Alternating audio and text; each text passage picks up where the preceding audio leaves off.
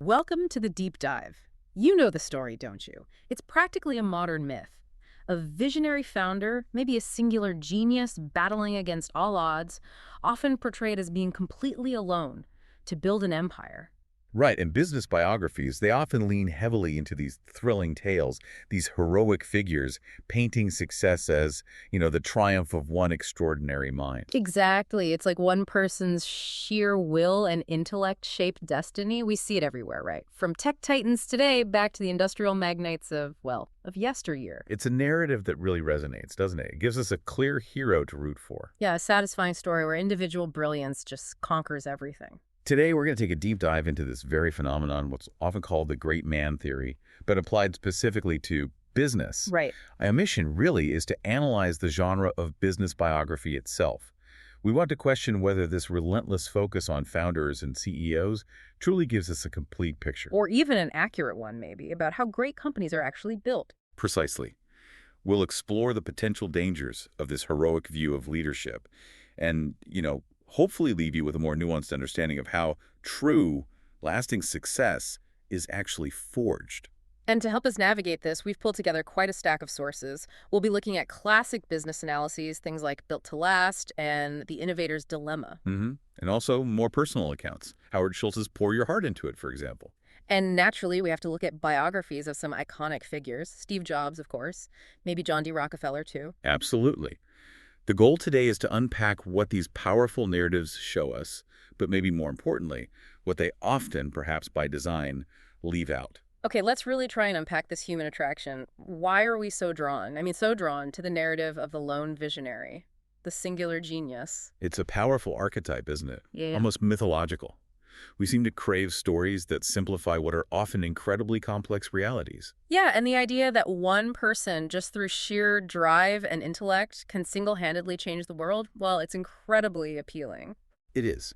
It's simpler, it's definitely more dramatic, and you have to admit, it's inspiring. Right, it gives you a clear protagonist, someone to root for. It kind of imposes order on what can feel like a chaotic world. That's a really profound observation because these narratives, they have this knack for simplifying incredibly complex things, organizational dynamics, market forces. Yeah, all that messy stuff. Exactly, into a relatable human story. Think about it. Building a huge company involves thousands of variables, economic shifts, tech breakthroughs, competitors, and critically, the collective effort of countless people. That's a lot to get your head around. It is. But a single hero? That makes it digestible, almost comforting in a way. The intelligent investor talks about how investor psychology can make prices deviate wildly from value. Well, this psychological appeal, this need for a clear story, it extends to how we view company success too. It offers a sense of predictability where there's often immense uncertainty. We want to believe it's down to individual brilliance, not just a complex, maybe even random interplay of factors. Precisely. Many of which are beyond any single person's control. And these narratives aren't always just organic, are they? They're often deliberately crafted, sometimes by the heroes themselves. Oh, definitely. Walter Isaacson's biography of Steve Jobs is, well, it's a masterclass in this kind of heroic narrative construction. I remember that famous Apple ad welcoming IBM to the PC market, that full-page Wall Street Journal thing saying, "Welcome, IBM. Seriously." Dripping with sarcasm, yeah. Jobs was incredibly skilled at positioning Apple as the spunky and rebellious underdog. Against the establishment Goliath IBM, as he put it. Exactly. It wasn't just business. He framed it almost as a spiritual battle. He really did, defining his company's ethos, but also his own role as this defiant visionary against the corporate machine. It taps into that desire to cheer for the underdog. And if you connect this to the broader strategy, he consciously cast the competition not just as business, but as a spiritual struggle. He even told an interviewer something like, if IBM wins, we are going to enter sort of a computer dark ages. Wow. He later called them a force for evil, didn't he? He did. And this narrative, while incredibly compelling, for rallying his team and captivating the public, it conveniently pushed other significant competitors at the time, Commodore, Tandy, Osborne, into irrelevance. Right, they just disappear from the story. It's a powerful example of framing. You define the battle in a way that elevates your own position and simplifies the actual messy competitive landscape, turning a market fight into a heroic quest. Absolutely. And you see other powerful origin stories constructed this way, too. like Intel. Right. In Seven Powers, the founding by Robert Noyce and Gordon Moore in '68, it describes their development of the first microprocessor, calling it a seminal moment. And then comes the big claim. The really big claim. Yeah. Without Intel, we would have no Google, Facebook, Netflix, Uber, Alibaba, Oracle, or Microsoft. Modern society, in short, would not exist. That's a lot to put on two individuals. It paints them as the absolute fathers of the digital age. It really does, placing them on this almost godlike pedestal, a truly heroic origin story. Which brings up that fascinating question, doesn't it? The interplay between individual genius and, well, the environment. Exactly. Noyce and Moore were undeniably brilliant, no question. But how much of Intel's phenomenal success was also just being in the right place at the right time? In Silicon Valley's inceptive moment, as the book puts it, tapping into this exploding new industry. Their genius was critical, yes, but the context. This burgeoning tech ecosystem, venture capital flowing, a growing pool of engineers, other innovators all converging, that's equally crucial, isn't it? To say modern society wouldn't exist without them specifically, it simplifies this intricate web of innovation that was happening all around them. Right. They were the right people with the right idea in the right place at the right time. And that confluence of factors often gets downplayed in favor of just highlighting the individual brilliance. It reminds me a bit of Howard Schultz in Starbucks, actually. His story and Pour Your Heart Into It. How so? Well, he talks about his initial fascination with the original Starbucks. It was much smaller, more intriguing, like a jazz tune you can't get out of your head. Okay. But it wasn't just about coffee. He envisioned this company respected for the best in coffee, but also admired for its corporate responsibility, valuing its people, the community. That third place idea, it was his personal, singular vision. Wow, I see the connection. And what's compelling there is how his personal vision, while clearly foundational, it converged with other critical elements, right? Exactly. That first espresso bar in Seattle, serving more than 1,000 customers a day, the book says it was filling a void in people's lives. So it wasn't just his vision imposing itself on the world, it met an unmet market need. In a culturally receptive city, yeah. And he also explicitly relied on a small cohort of Starbucks people who backed the idea and worked like crazy to make it happen. So his leadership inspired, sure, but the execution was a team effort, and the market was just ready for it. Without that void, without that core team, his vision, however grand, might have just stayed a vision. Which brings us to a really interesting, maybe counterintuitive point. What's that? Even these perceived great men, these visionary leaders, when you actually dig into what they said or did, they often acknowledge the limits of individual genius. Oh, yeah. Like who? Well, Ray Dalio, in Principles, he recounts Steve Jobs himself saying, quote, "The secret to my success is that we've gone to exceptional lengths to hire the best people in the world." That's quite an admission from Jobs, often portrayed as the ultimate singular visionary. It really is. It suggests that even he, with his demanding vision, knew he was ultimately dependent on collective talent to bring his ideas to life. It wasn't just his brain. It was the brains of many. That insight is absolutely critical, isn't it? Because it shifts the focus away from just individual brilliance towards the power of assembling, nurturing, leveraging diverse talent. Absolutely. Peter Drucker, in Managing Oneself, emphasizes that modern organizations, they're no longer built on force, but on trust. That means people need to understand one another. Trust and understanding. Right. Success relies on the synergy of diverse talents, their collective understanding, this collaborative spirit, not just directives from one person. Drucker even says we owe a responsibility to all our coworkers to understand their contributions. Highlighting a truth often obscured by the great man's story.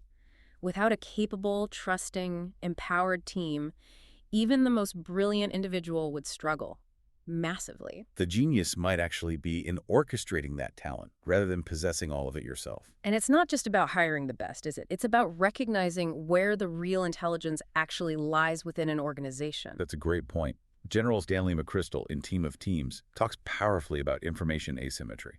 How leaders at the top often just don't know what's really happening on the ground. Exactly. He says they did not understand what was happening on the ground as thoroughly as the people who were there. He paints this picture of the commander on the ground, comprehending complexity, local conditions, fatigue, personalities in ways that just defy the visual and audible from afar. That fundamentally challenges the idea that all the crucial insights, all the strategy, comes from one person at the top. It really does. If you connect this to how companies actually function, it shows that effective strategy, Effective execution often emerges from a distributed network of informed people, those closest to the action. Not just from a CEO's decree. Right, so the best leaders are maybe those who facilitate that information flow, empower people on the ground, create systems where local intelligence informs the bigger picture, not just trying to dictate every move. True organizational intelligence is collective, often found in the messy details, not just the boardroom. Precisely. And this collective effort, it isn't just about operations or strategy. It's even about constructing the very stories we read. How do you mean? Well, think about Katharine Graham's autobiography, Personal History, Pulitzer winner. She explicitly thanks a woman named Ev. Okay. Ev helped organize her papers, did research for her speeches, and Graham writes, Ev knew as much about my life as I did. She concludes, this book could not have happened without Ev. Wow. So even the story itself is a collaborative construction, built on often invisible labor. It illustrates a broader truth, I think. Biographies, by definition, they zero in on the subject. But think about all the essential background work. Like what? Like the data infrastructure Selena Tabakawala built as SurveyMonkey, which blitzscaling talks about, that allowed them to scale so fast. Right. Essential, but maybe not glamorous. Or think about Jim Collins in Good to Great. He describes Kimberly-Clark's transformation over 2 decades, involving thousands of additional pushes on the flywheel. Not one big push, but thousands of small ones. Exactly. These cumulative, often invisible, unglamorous efforts. They turn good companies into great ones. They allow companies to endure. It's the sustained, collaborative grind, iterative improvements by many hands, day after day. That's what creates lasting value. These are the unsung architects of the success stories. Perfectly put. And Sam Walton, despite his legendary founder status at Walmart, he also seemed to recognize his limits. Oh, yeah. In Made in America, he's very candid. He confesses, I knew I'd never be any whiz-bang computer guy myself. So what did he do? He actively sought out and hired a good, bright systems person like Ron Mayer. He knew he needed that expertise. And he identified himself as having the soul of an operator underneath the promoter personality, right? He wasn't afraid to admit what he wasn't good at. That's such a crucial distinction. And frankly, an act of humility from a giant of industry. It shows he recognized the need for specialized skills beyond his own. There's that story in the book about a messy store opening. Bursting watermelons, even donkey droppings. Yeah, David Glass tells that story. It vividly shows that even the promoter Walton had to rely on gritty operational excellence, the practical, often unglamorous contributions of many people to actually make it work. His grand vision needed that rock-solid foundation of execution. And he knew he didn't have all the skills for that foundation himself. He built a team to fill those gaps. That's effective leadership, often overshadowed by the hero founder thing. Okay, so beyond the team effort, which is huge, we also need to talk about luck, timing, external market forces. Yeah. Things often completely ignored in the great man narrative. Absolutely critical factors. Yeah. 7 Powers gives a great example with Apple's struggles with the Apple III computer. Right. They called it a dog that couldn't even roll over. Yeah. It was plagued by immature circuit board technology. Yeah. And the price tag was insane, over $4,000. And then IBM comes out a year later with the PC for $1,600. Ouch! Exactly. Now, was that a failure of Jobs' genius? Not necessarily. It was more a confluence of factors. Immature tech, misjudging market readiness, and just fierce, unforgiving competition. It was a product of its time and circumstances, shows how unpredictable things can be. It really raises that question. How much of a company's path is genuinely shaped by the founder's brilliance versus these, unforgiving currents of the market? Technological readiness. Drucker, in The Effective Executive, warns against decisions that might work if nothing whatever goes wrong, calls it grossly improbable. And the Apple III feels a bit like that, doesn't it? A gamble on immature tech at a premium price. Hindsight is 20/20, of course, but it shows even visionaries work within constraints that can make or break them, regardless of talent. It's a reminder that even brilliant minds can get tripped up by factors outside their control. And speaking of factors outside direct control, what about just luck? Fortuitous circumstances. Sam Walton again, right. In Made in America, he suggests Walmart's early expansion was helped because they managed to fly under everybody's radar. Yeah, until they were too far along to catch. That wasn't some specific strategy he devised. It was an advantage born from being underestimated. Larger competitors focused on cities, dismissed the rural strategy. A fortunate blind spot for Walmart. allowed them to grow almost unchecked in those critical early stages. That's a huge slice of luck. And if you think about unpredictable events more broadly, Michael Lewis's The Big Short has examples, right? Oh, yeah. Even those super sophisticated investors, Charlie and Jamie, they misjudged things sometimes, like a coup in Thailand that didn't affect the currency market unexpectedly. Or confusing different types of fuel futures, small mistakes with potentially huge consequences. Right. It shows success isn't always this perfectly planned chess game by one master player. It's often a mix of calculated risk, unforeseen outcomes, and just sheer undeniable luck that can tilt the scales dramatically. Then there are the systemic advantages, things built into the business model itself, almost independent of the founder's day-to-day genius. Like Amazon's flywheel. The Everything Store, Brad Stone's book on Bezos, describes it beautifully, Lower prices bring more customers, which increases sales volume, attracts third-party sellers, which lets Amazon leverage fixed costs better. which lets them lower prices even further. It's this virtuous cycle. Bezos called it the secret sauce he initially kept from analysts. What's fascinating there is that it is a system, a self-reinforcing cycle, not just one act of genius repeated daily. Exactly. Connecting it to the bigger picture, it shows how success often comes from understanding and leveraging these structural advantages. Market dynamics, operational efficiencies. Like Michael Porter talks about in Competitive Strategy, mobility barriers, structural analysis. Precisely. Bezos might have conceived the flywheel, but it's the system's design and the execution by thousands that gives it that incredible momentum, not just its daily impulse.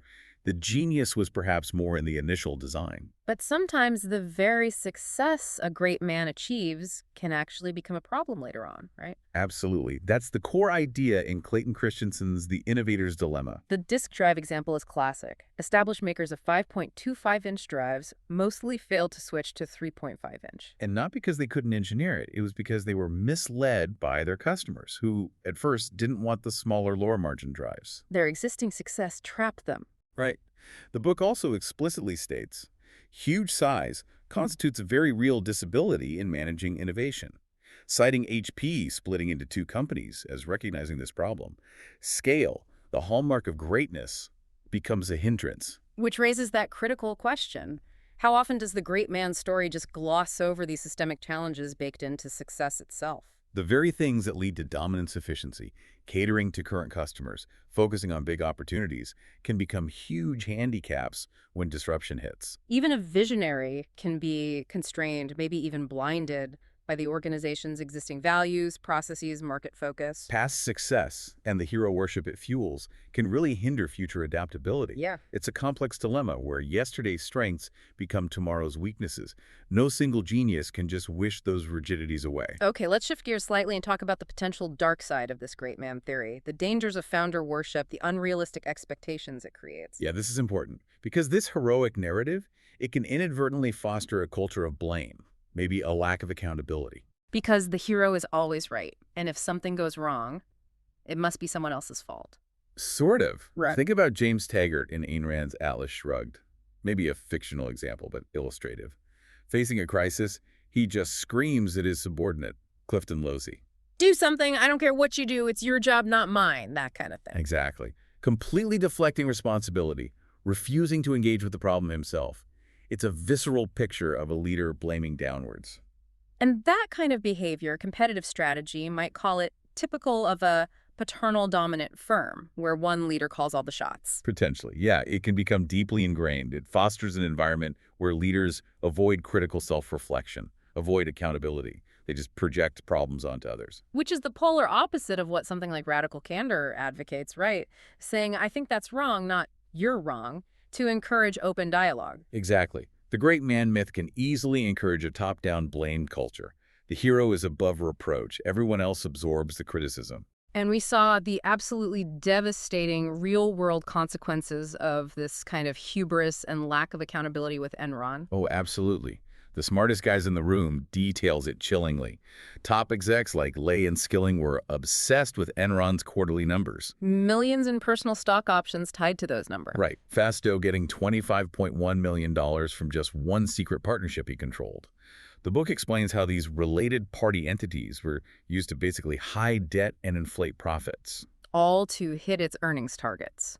to maintain that facade of genius and unstoppable growth. It really makes you ask, does this intense focus on the heroic leader, the pressure to maintain that heroic image, does it inadvertently provide cover for unethical behavior? Does it enable it? Skilling tried to argue they could have simply taken the hit for losses, didn't he? Downplaying the dodgy finance stuff. He did.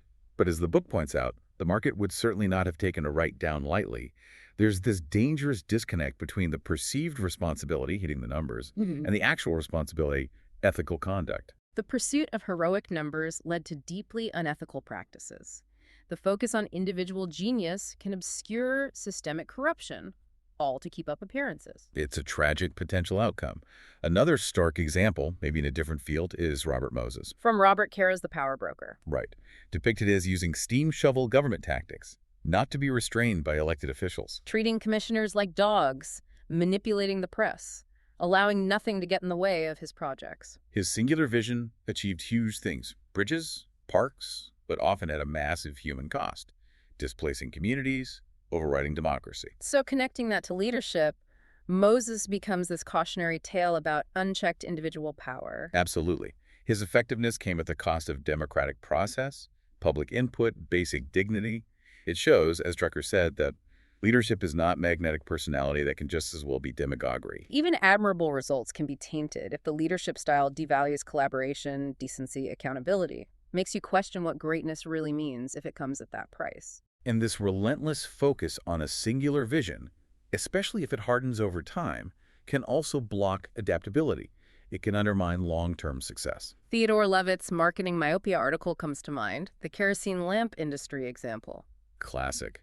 They nearly died out because they defined their business too narrowly, focused on improving kerosene. Instead of the underlying customer need illumination. Right, so they completely missed the electric light bulb, a disruptive innovation that made them obsolete. They were locked into their initial product, couldn't see the bigger picture. That's such a critical lesson, isn't it? Especially for companies built on a founder's original vision. Over-relying on that can lead to inflexibility. Makes it incredibly hard to adapt to new tech, changing needs, market shifts. Seven Powers notes that operational excellence is only strategic if others can't easily copy it. Otherwise, it's just subject to competitive arbitrage. So sustained success needs constant reevaluation, questioning even past successes, being open to radical new directions. Exactly. Not just executing the initial vision with blind determination. Sticking rigidly to the great man's original plan can become an anchor, dragging the company down. And ironically, the very success, the sheer scale achieved by these great men, can become a burden itself, hindering future greatness. That's the innovator's dilemma again. Huge size constitutes a very real disability in managing innovation, even for companies with vast resources. Why is that again? Because their commercial organizations tend to lose their appetites for all but the biggest blockbuster opportunities. They get wired to chase only large, proven markets. Making them blind or indifferent to smaller, potentially disruptive innovations, things that start niche but could reshape everything. Precisely. What's fascinating is how that scale, that market dominance, paradoxically hinders their ability to achieve future greatness. It makes it hard for them to do what built to last says visionary companies most do: preserve the core and stimulate progress. That dual dynamic. Right. Success becomes an anchor if it's not continually challenged, if the organization gets too comfortable. That single-minded pursuit of growth, often credited to the hero founder, can eventually stifle the very innovation that fueled the initial rise, leads to a kind of corporate hubris that can be fatal. So, pulling this all together, what does this mean for us? For you, the listener, navigating the business world, whether as an employee, a leader, maybe just an informed citizen? Well, we've seen that business success is just far more nuanced, much more complex than that simple great man story suggests. It's not a straight line drawn by one genius. It's this rich, complex tapestry, woven from individual talent, yes, but also persistent team effort. Serendipitous timing, favorable market dynamics, robust systemic advantages. It's simply not just about one person at the top making all the right moves. Right. Success is often, as Good to Great puts it, describing Kimberly Clark, an organic, cumulative process. That 21-year transformation wasn't one heroic decision. It involved thousands of additional pushes on the flywheel, continuous collective effort by many hands over a long time. It's a testament to sustained institutional effort, cultural embedding, not just isolated flashes of brilliance. The challenge for us, then, is to appreciate these intricate dynamics, the hidden contributions, the continuous evolution that really builds lasting companies. When we simplify it down to one hero, we inevitably miss the richness, the complexity, and the real lessons. Okay, so what are some key lessons maybe for you listening to take away from this deep dive? Well, first, thinking about personal effectiveness. Drucker, in HPR's 10 must-reads on managing yourself, he emphasizes operating from a combination of your strengths and self-knowledge.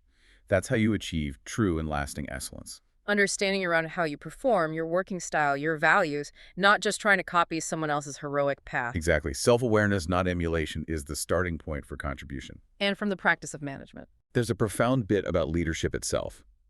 Drucker writes, "Leadership is the lifting of a man's vision to higher heights, the raising of a man's performance to a higher standard, the building of a man's personality beyond its normal limitations. And how does that happen? Through strict principles of conduct and responsibility, high standards of performance, and respect for the individual and his work, it shifts the focus from innate charisma or genius to consistent practices, values." And crucially, the ability to inspire and empower others to grow, not just commanding them. Right. True leadership is about creating an environment where everyone can become better, not just about one person being the best. And finally, maybe a lesson about adaptability in this fast-changing world. Definitely. Stephen Covey in The 7 Habits champions inside-out change. He says, "He who cannot change the very fabric of his thought will never be able to change reality." And will never, therefore, make any progress. It starts with personal proactivity, taking resourcefulness and initiative. Yes, recognizing that lasting change starts within you and then ripples out, a continuous willingness to learn and evolve. And connecting that back to teams. Critically, the discipline of teams warns that just declaring you're team-based is naive. It's not enough. What does it require? Linking team discipline to performance, having clear, articulated, smart outcome-based goals, specific, measurable, achievable, relevant, time-bound objectives. So true leadership is about fostering environments where many contribute effectively, learning and adapting together. Yes. Rather than everyone just waiting for the single hero to provide all the answers, it's about empowering the collective, building a robust adaptive system, embracing change as an ongoing shared responsibility. So next time you pick up a business biography, maybe read it with a new lens, a more discerning one. Appreciate the individual story, for sure, but also look for those hidden layers. The collaboration, the luck, the timing. The complex interplay of market forces, sustained operational work, everything that truly shapes success, look beyond the spotlight. You might just discover an even richer, more impactful story hiding in plain sight. And here's a final provocative thought for you to consider as we wrap up. What if our relentless cultural focus on the great man, on the visionary CEO, actually blinds us? Blinds us to what? To the everyday incremental innovations, the collaborative efforts of thousands, maybe hundreds of thousands, of employees that truly build lasting companies and shape our world. What critical contributions are we overlooking? What distributed genius are we failing to see by constantly putting the individual on that pedestal? And how might our understanding of success, maybe even our own pursuit of it, profoundly change if we celebrated the collective as much as, or perhaps, just perhaps, even more than the singular?